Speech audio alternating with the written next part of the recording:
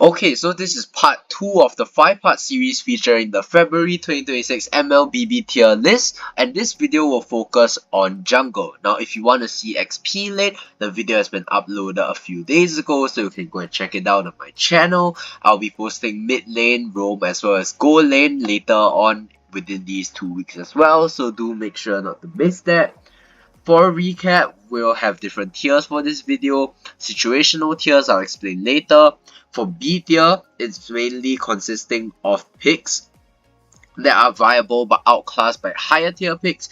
A tier are strong meta picks with minor weaknesses, and S tier are the top tier picks with minimal counters. So we'll work our way from the bottom and all the way to the top.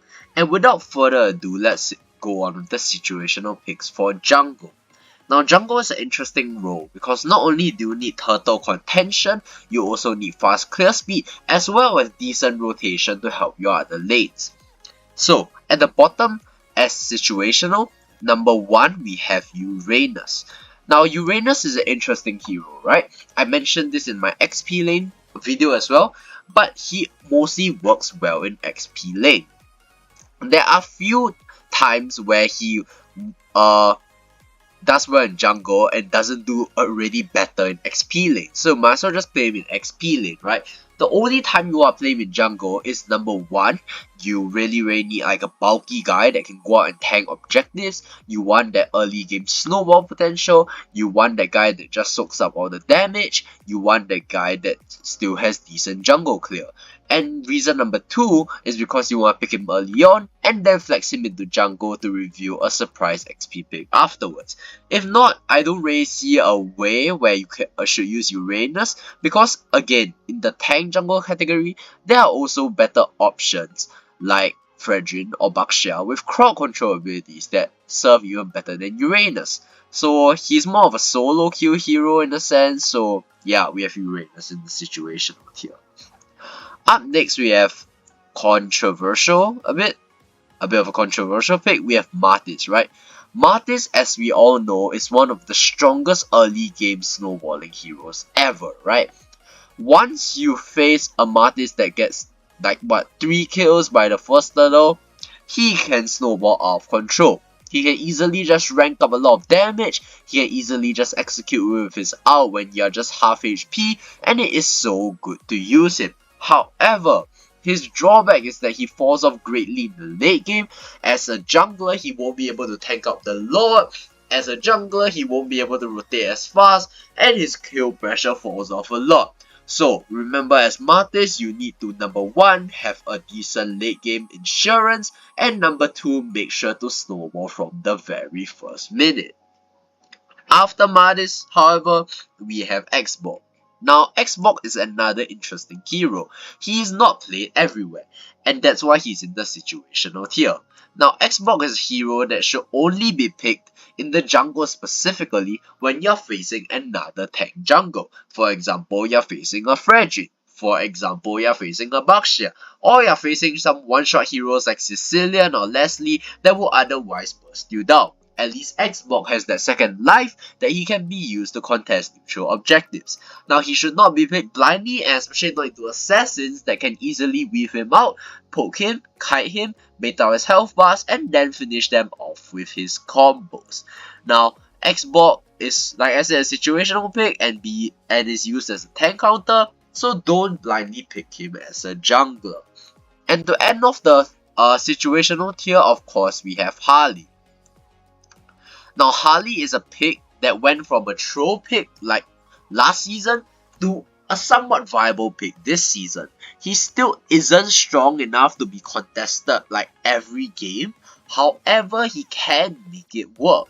With the recent buffs to the magic damage items, as well as the recent buffs to his kit to allow him to be more agile, to allow him to escape more easily, he is honestly not a bad pick. The only drawback is that his ult is so one-dimensional and you often need a team for him to work.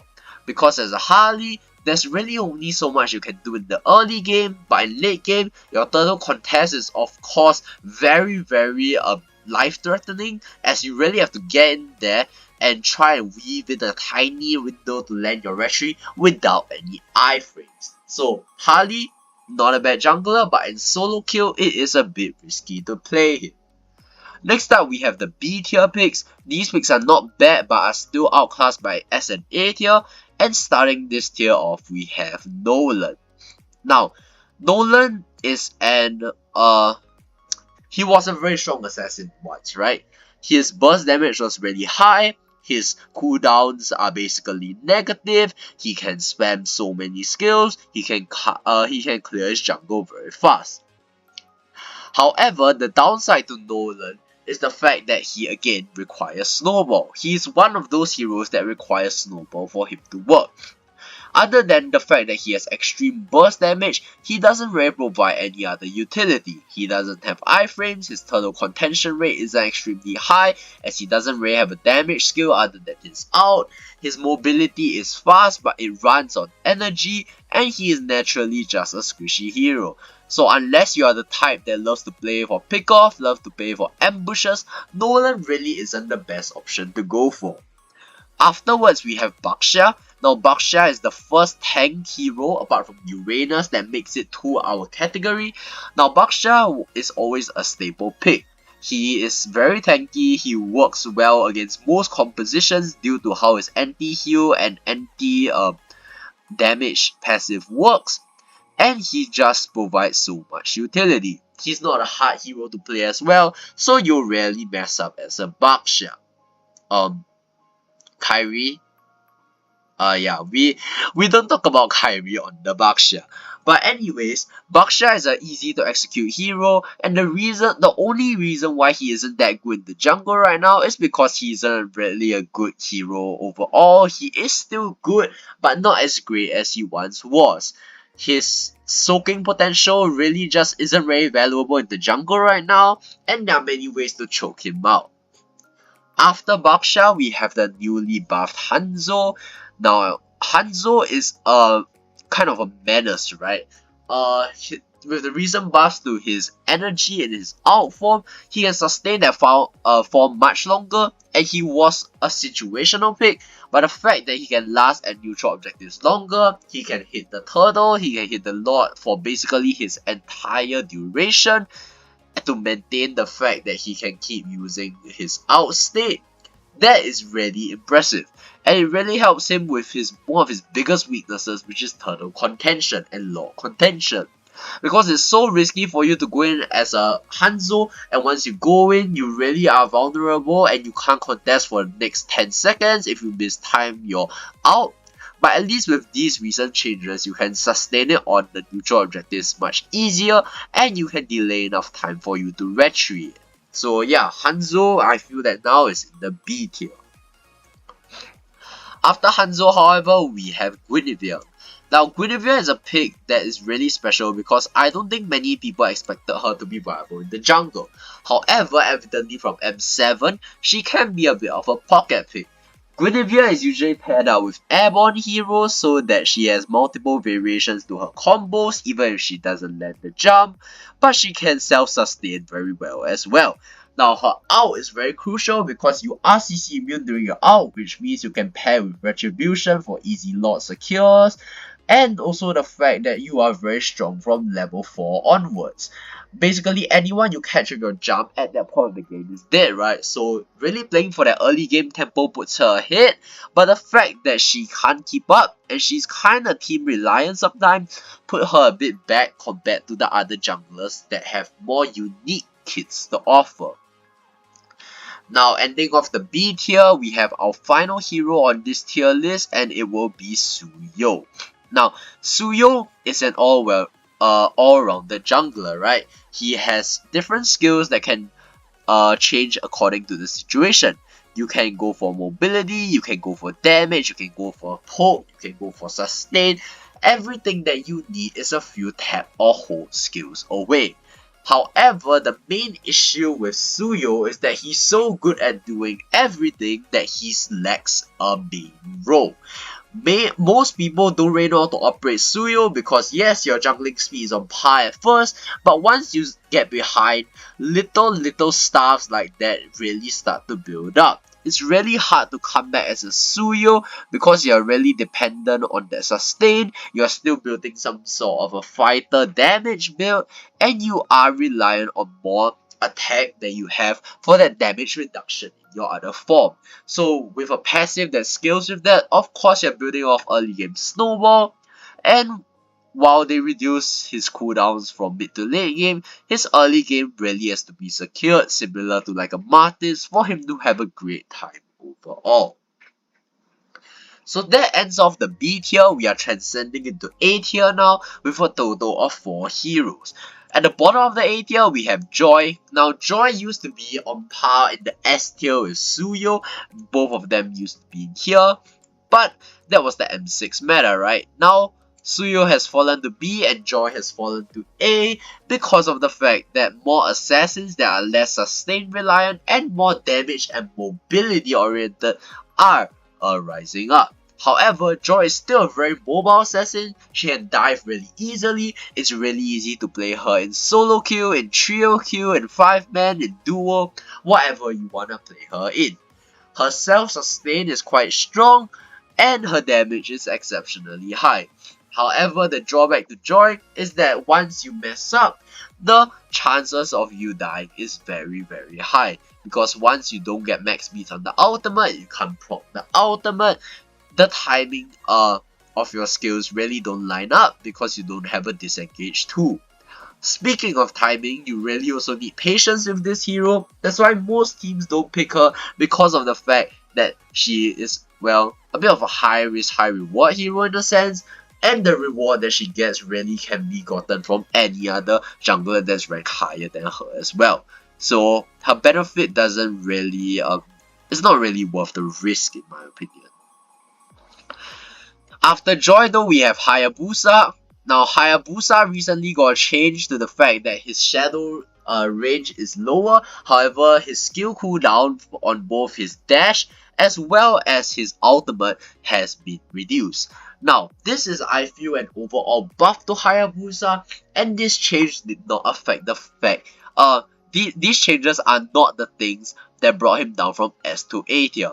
The reason is that he gets assassinated way too early in the early game. You really need like insane mechanics to pull this guy off, and the fact that the XP laners and roamers are so disruption heavy makes Hayabusa a hero that is reliant on combos, a hero that is reliant on skill timings, really hard to operate around, because one small mistake can really mess up your jungle rotation.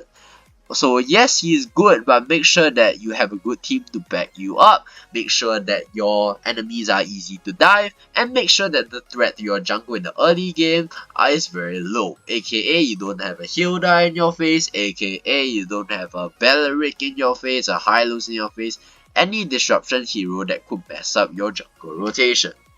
Now after Hayabusa, we have a slightly safer option in my opinion, and that option is Leomord. Now, Leomord recently got changed how his passive works. Now his damage is more consistent.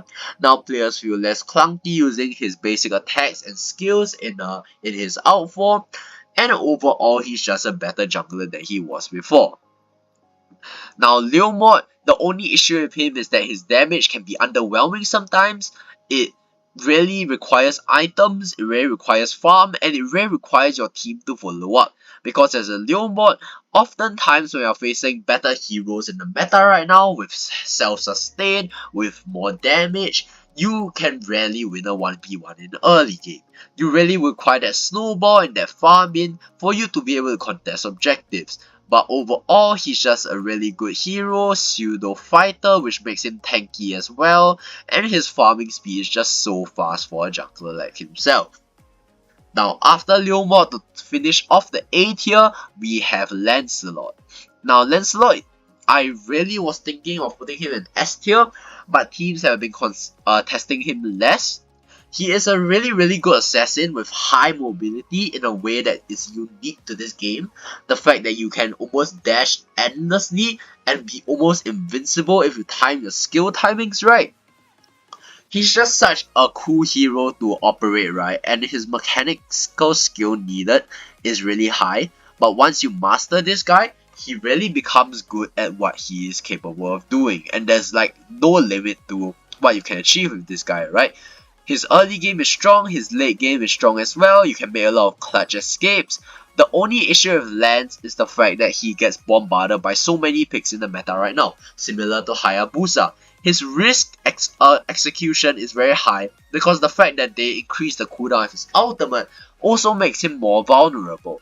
Now as a Lance, if you're facing something like a Hilda, if you're facing something like a Cho, something that can disrupt you and bait out your iframes and bait out your mobility skills, you get really easy caught out afterwards. Not to mention that Lance is mostly also team dependent because most players don't know how to play around their Lance and make space for him and often engage when the Lance is just being used as bait.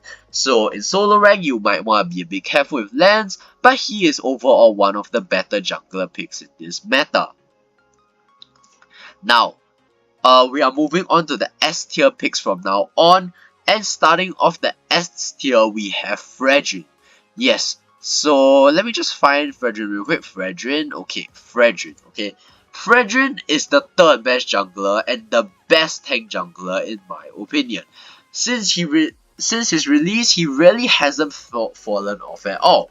Whenever you need a util jungler, Fredrin is the thing that most players and teams turn to.